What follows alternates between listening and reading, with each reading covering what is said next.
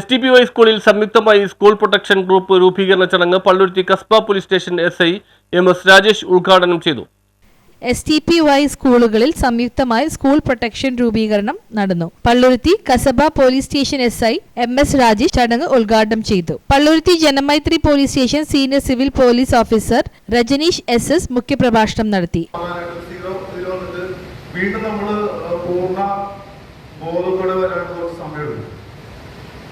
അതിങ്ങനെ നോർമലായിട്ട് പോയിട്ടുണ്ട്. പക്ഷേ ഈ സിന്തറ്റിക് ഡ്രഗ്സിന്റെ പ്രത്യേകത എന്ന് പറഞ്ഞാല് ഈ ഡ്രഗ്സ് ഉപയോഗിച്ച് കഴിഞ്ഞാൽ ഇത് സീറോയിൽ നിന്ന് നേരെ മൈനസ് ആയിട്ട് മാറിക്കൊണ്ടിരിക്കും. അപ്പൊ ഈ മൈനസ് ആയിട്ട് നമ്മൾ സീറോയിൽ വരില്ല. സീറോയിൽ വന്നാലേ നോർമൽ ആവുള്ളൂ. ഈ മൈനസിൽ നിന്ന് സീറോയിൽ വരാണ്ട് വീണ്ടും ഡ്രഗ്സ് ഉപയോഗിക്കും. മറ്റേ സിഗരറ്റ് വലിക്കാന്ന് പറഞ്ഞാൽ നമ്മൾ സീറോയിൽ നിന്ന് നേരെ മേലേക്ക് നോർമൽ ലെവലിലൊക്കെ പോകണം. അതാവുമ്പോൾ ഇത് കഴിഞ്ഞാൽ മാറും. പക്ഷേ ഈ സിന്തറ്റിക് ഡ്രഗിന്റെ പ്രത്യേകത പറഞ്ഞാൽ ഇത് ഒരു പ്രാവശ്യം ഉപയോഗിച്ച് കഴിഞ്ഞാൽ ഇത് നേരെ മൈനസിലേക്ക് പോകണം. അപ്പൊ വീണ്ടും നമ്മൾ സീറോയിൽ വന്നാൽ മാത്രമേ ഉള്ളൂ നമ്മുടെ നോർമൽ മൈൻഡിലേക്ക് മാറുള്ളൂ. അതൊരിക്കലും മാറാമോ അങ്ങനെ വരാൻ ചാൻസ് കുറവാണ്. ചില വസ്തുക്കൾ ലഭിക്കുന്നതായും അവരിൽ ചിലരെങ്കിലും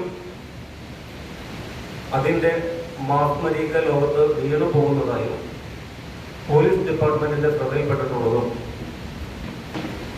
ഡിപ്പാർട്ട്മെന്റ് പ്രസ്തുത കാര്യം ഗവൺമെന്റിന്റെ ശ്രദ്ധയിൽപ്പെടുത്തുകയും വളർന്നു വരുന്ന തലമുറ ഏറെ ഭീതിജനകമായ ഒരു ഘട്ടത്തിലൂടെ കടന്നു പോകുന്നുണ്ട്.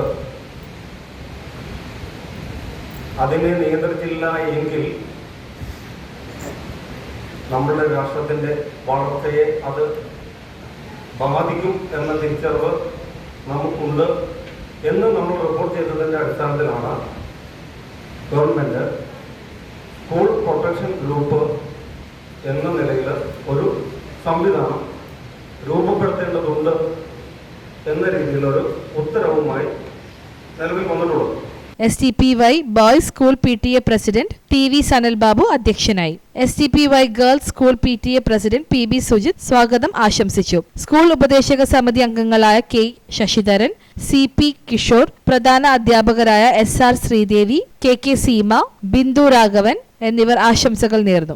MK നിഷ കൃതജ്ഞത അർപ്പിച്ചു. കുട്ടികളോടും രക്ഷകർത്താക്കളോടും സ്കൂൾ പ്രൊട്ടക്ഷൻ ഗ്രൂപ്പിന്റെ പ്രവർത്തനങ്ങളെക്കുറിച്ചും ഓരോരുത്തരുടെയും ചുമതലയെക്കുറിച്ചും വിശദീകരിച്ചു. ശ്രീ ഭവാനീശ്വര കല്യാണ മണ്ഡപത്തിൽ വെച്ച് രാവിലെ 10:30 ആരംഭിച്ച യോഗം 12:30 അവസാനിച്ചു. News bureau, Palluruthy.